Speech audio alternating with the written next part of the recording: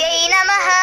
श्रीपादवल्लभ नरसिंह सरस्वती श्रीगुरुदत्तात्रेयाय नमः। दत्तात्रेयं महात्मानं वरदं भक्तवत्सलं प्रसन्नार्तिहरं वन्दे स्मतृगामी सनोवतु। दीनबन्धुं कृपासिन्धुं सर्वकारणकारणं सर्वरक्षाकरं वन्दे स्मतृगामी सनोवतु। शरणागतदीनात्त परित्राणपरायणं नारायणं विभुं वन्दे स्मतृगामी सनोवतु।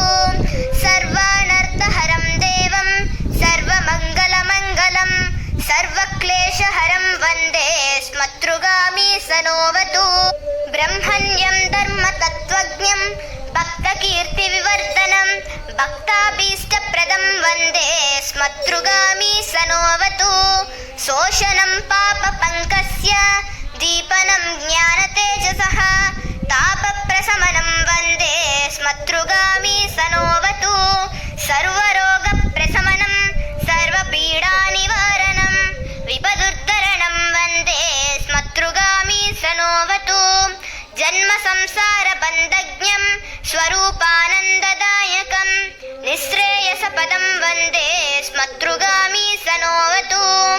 जयलाभयसक्काम धातुर्दत्तस्य यस्तवं भोगमोक्षप्रदस्येवं प्रपठेत् सकृती भवेत्।